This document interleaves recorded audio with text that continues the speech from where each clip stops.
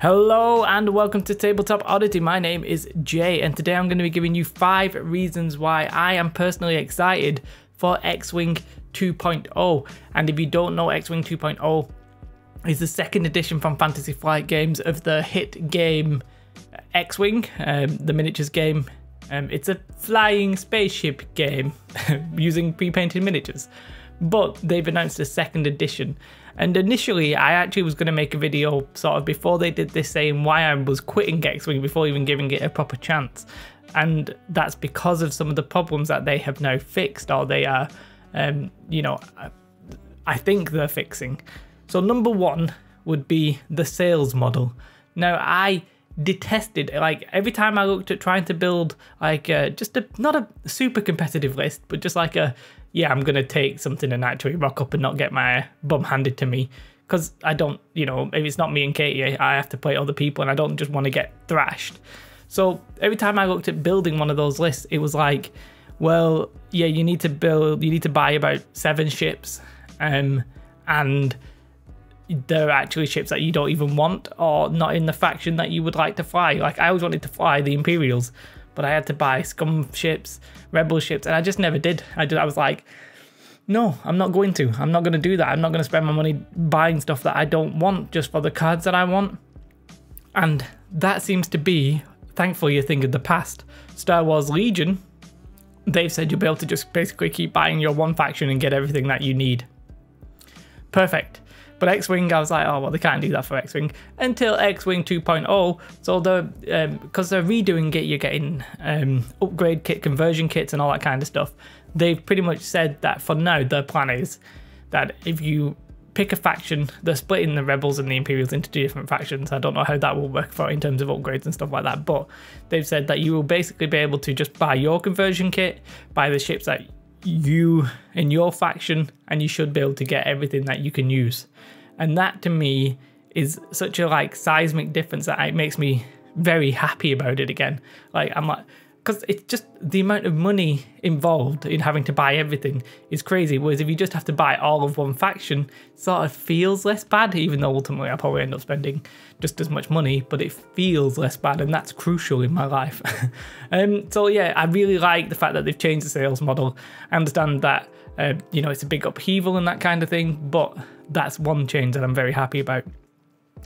I was gonna one of the reasons I'm excited, and they've only spoke about this, and they've got the bullseye on the cards, but that's not inherently doing anything. But it seems that they're changing back the gameplay into a more arc dodging kind of thing. So your positioning, it's not that your positioning is going to matter more.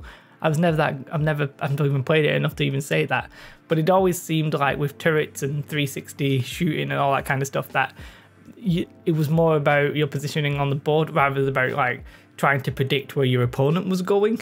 Now, I don't know how true that is. As I said, I wasn't a huge fan, but the fact that they're speaking about trying to make your arcs important, arc dodging important, that kind of thing, that just gets me excited again. Like, that's the kind of gameplay that really interested me when I first even heard or saw about X-Wing. Like, I just really like that idea of trying to out-predict your opponent and be like, well, if they're going to go this way, I'm going to go this way, and they're not going to expect that kind of thing. And if your front arc doesn't matter that much, then it sort of takes that away a little bit. Yeah, you still need to make sure you've got everything in range, and the best people are still controlling their ships incredibly well. But on a newbie level, it sort of took away some of that fun. Like, even in mine and Katie's games, we were just starting, we never really got that far. If she had Han Solo, she could position it anywhere she wanted and still shoot me, whereas I had to make sure I was close to her in my arc and try and do as much damage that way. And even that, I was a bit like, meh. But they've changed a few things. They're not only talking about it, they're doing the thing with the turret where you have to I think you might have to spend an action to move your turret from the front to the back or whatever it is. It's not as easy to do. The mechanics of it you'll still be able to shoot 360 in some ways, but you'll have to sort of prep it first, and that kind of thing just really interests me. So having arc dodging being a bigger thing just excites me greatly. And the third thing I'm going to talk about here is bloat. Now, bloat's inevitable even yet again, but because you know, we were having negative point card costs, 0 point card costs to try and fix things. There was probably a lot of not useless cards, but cards that were there because of mistakes that the game had built up over time. And they had no real way of fixing this.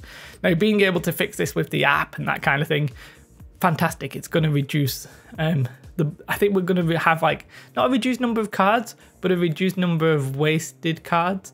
Now, obviously, the more complex a game gets, the more bloated it feels.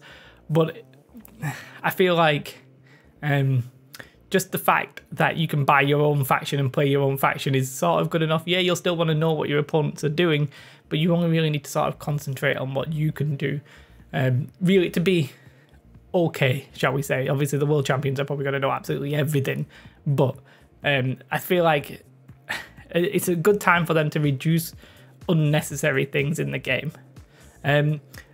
Fourth reason I'm going to give, YouTube. So it's the game's like 5-6 years old, and I don't really feel like X-Wing's ever had, I don't want to say it's not had a great YouTube presence, but when you compare it to something like 40k, which is very popular on YouTube, X-Wing has never really had that. I don't think it's had moments in certain channels that really do it well. There's I could list off some people I really enjoy watching, like X-Wing Junkies and all this kind of stuff, but so I'm not insulting them, don't get me wrong. What I'm saying is like it'll be nice to have like a new wave of popularity. New editions always sort of gain hype, so it'd be nice to possibly have that kind of hype, and maybe we'll see a more standardish, I don't want to say comparable to 40k, but just maybe a more a bigger presence on YouTube, basically is what I'm saying.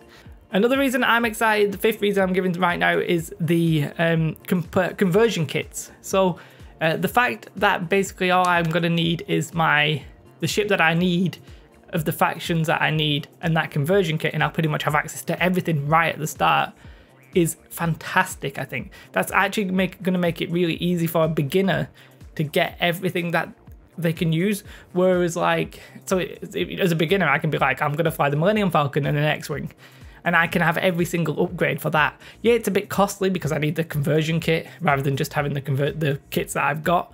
But the fact that that is an option to me actually appeals. It's like I can fly the best version of the Millennium Falcon. And yeah, I'm not going to do it very well because I'm not going to be very good. But the fact that I can, in theory, fly an actually competitive version of it makes me happy. Like, I own a Millennium Falcon, but it's the Han Solo one. So a lot of people are rocking like Rey and Poe and that kind of thing, or whatever they're rocking. And I couldn't fly it because I didn't have access to all the cards and stuff like that. So the fact that they're doing that makes me very happy. They've also got the app, which is going to make the game easier to balance. That also makes me excited. And yeah, I'm just very happy about the prospect of X-Wing 2.0. Let me know your thoughts. Are you interested in it? Are you going to get back into it? That kind of thing. Have a most beautiful day, and goodbye.